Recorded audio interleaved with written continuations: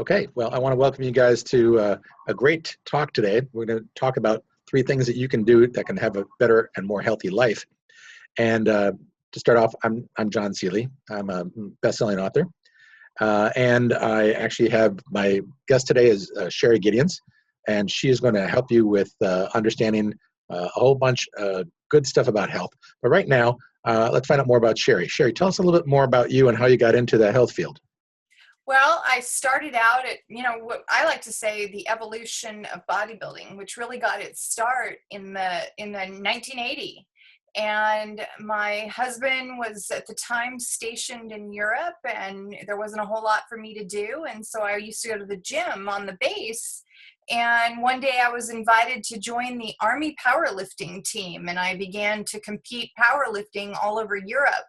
And I really had this passion to, really get into the field of bodybuilding because it really looked fun and exciting. But one of the areas that I struggled with is I was obese, and my mother had been from Oklahoma, and she was a great cook and cooked everything from scratch. So really that was the pattern of my life. I dealt with, all of my emotions and, the way that I fit into the world through food. And so I got that start and came back to the U.S. in the late 80s and, started going to the gym immediately and attracted people who had, gotten their start in the pro bodybuilding world here in the United States. And it really started from there. That's pretty interesting. A lot of people, I think, relate as far as using food as how you relate to the world. Like life's going bad, I'm going to have a cookie, or life's great, I'm going to have a big hot chocolate sundae or something. Yeah, whatever it might be. The food is actually, and it's all around us, especially with advertisers telling us, hey, eat this food, and it's amazing. I look around 9:45 at night on TV, the commercials are all starting with food. They're trying to get you to eat another meal. It's amazing. So we're being hit with food on all sides. So I know that that's a big concern for people. We're going to talk a little bit about that. But you had really some unique experiences that brought you not only the fact that you've been a bodybuilder, but you've had a lot of other things happen, including 2 near-death experiences, which I'm sure gave you a whole new perspective on life. And that is part of what you're bringing to the people when you talk to them. Tell us about it. A lot of it started for me, I was always a giver. And, I was raised by a mother who was someone who always said, give to others and really help others. And that was where my passion lied. But a lot of the way I fit into the world was as I compared myself to others. So much of the emotions that I would deal with when it came to food was on a comparative level. I wanted to be successful, but I used food to fill me up and food to, feel good about myself. And so going through the, early stages of the pro bodybuilding world, what ended up happening is they really didn't know how they wanted women to look. They didn't know how much they wanted women to, how big they wanted women to have muscle at the time. If you go back to 1980, the very first woman who won the very first bodybuilding show, she looked like a fitness model. She was gorgeous. She had light, small muscles, nice little curves and tie-ins, where eventually, things change so quickly. You do a show and, they tell you they want you to make these changes and, eat this way and that way. And before you were able to do the next show, it wasn't good enough. And so I started to struggle with that whole not good enough syndrome. And I would do a show, and then I was so deprived of food that after the show, I'd gained 17 pounds within 2 or 3 days. Wow. Your body was like a sponge, it would suck up everything. And so when you talk about the near-death experience, the first one, there came a point where I was willing to do anything to win, and I was willing to do anything to succeed. And it was the early stages of steroids and other, drugs that we were using to get that body that, would be in the competitive, state that, they were looking for at the time. And so every time I would get there, it wasn't good enough. And so it started to mess with my mindset. And eventually I got to the point where I thought that, well, in order to, reach this level of success, that must mean I'm not going to be able to eat at all. And so I was doing steroids. I was using methamphetamine as a means to not eat at all. And eventually I became anorexic and could not see how small I had become. I dropped to 87 pounds. Wow. Yeah, I got really, really tiny, and all the hair was falling out of my head, and I looked like 100-year-old lady, and I was 30 years old. And eventually what ended up happening was I started to begin to question life. Why am I here? What am I meant to do? Is this all there is to life? Sadness and struggle and not being good enough. And eventually I ended up having a massive heart attack and dying on February 13th, 1997. I had a trip to the white light that so many of us read about and we talk about and we want to hear about. And I experienced that type of experience, and it changed my life forever. I bet. And the thing is, you talked a little bit about how you were comparing yourself to others. And I think a lot of women and even men now are doing the same thing. And also the not good enough. I think that's a theme that runs for a lot of people, not just from having a parent or a coach or somebody that's telling you that's not good enough, but sometimes it's innate. There's so much out there that people have that's not good enough. So I think a lot of people can relate to that.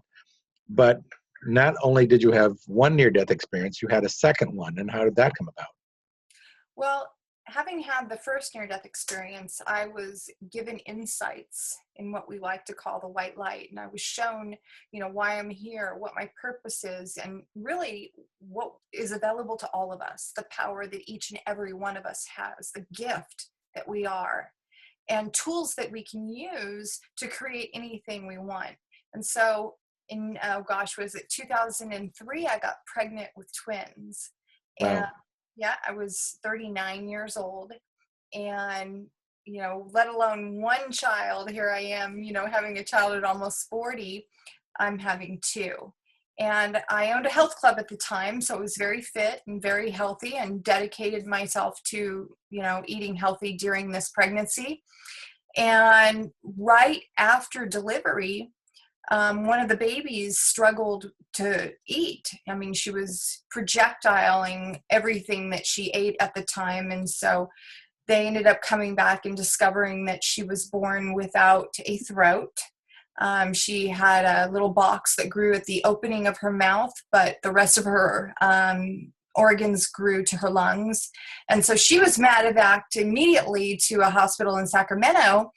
And I was taken to the Ronald McDonald Charity House, which is, Ronald McDonald has places for sick children. And that evening, I started to feel a tightness in my chest. And, I still had the other baby that I had to take care of. And so my husband says, well, I think it's probably just stress. You just had two babies, you're a lot older, and it's stress. Well, speed ahead a week later, and I end up going into total cardiac arrest and am taken directly to the hospital, to emergency. And they come back and they tell me that I am in the middle of cardiac arrest, and they don't know why. And it's their job to find out. And so they ended up sedating me for about 12 hours. And during this time, I had a near-death experience again. And this time I went to the light, and then I was told, you know who you are, you know what you're meant to do.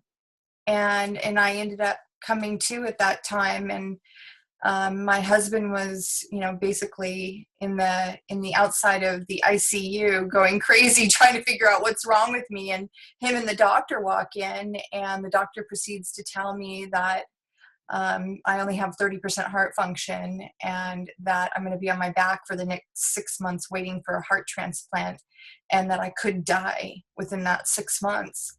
And I said to him immediately, I said, listen, I've already had one near-death experience. I know what each and every one of us is capable of, and I'm going to heal to 100%. And at the time, the doctor looked at me and he said, I really appreciate where you're coming from. He says, but we need to look at this realistically. And I said, well, then you don't know me. I'm going to demonstrate how we are all capable of healing. And that's eventually what ended up happening. I healed 100% using a series of principles that I share with people regularly. Awesome. Well, that's an amazing story. And I know that people are going to want to know some of those amazing principles, and we don't have time for all of them. But maybe you could tell us 2 or 3 things that might help people to have a better, healthier life that they can take with them today, and then we'll have more conversations. Sure. Yeah. Well, one of the first steps that I used is I acted as if I was already well. So I connected immediately to whole health. So what did whole health look like? So I would go into my imagination and I would imagine that my heart was pumping perfectly. I would literally in my mind's eye see blood flowing through all of my arteries into my heart. And I would actually see in my imagination cells being regenerated. And out in the world, I ended up having conversations with people that were always directed towards whole health. Like a lot of people, when they hear a story that you're sick or something tragic has happened to you, they immediately want to go into, I feel sorry for you. And then they also want to go into, so what are you going to do? Have you planned a will for your other baby, for your other children? Are you scared? Are you sad? And I never let people go in the conversation because words are powerful. Words have a vibration. When we speak something, they have a sound. And it's what I like to call a frequency. And everything out in the universe has its own sound. It has its own frequency. And we don't realize that when we speak something, we pull things to us that are in alignment with that same sound, that same frequency. Well, I knew this. I knew this from when I had been shared. This was shared to me in my first near-death experience.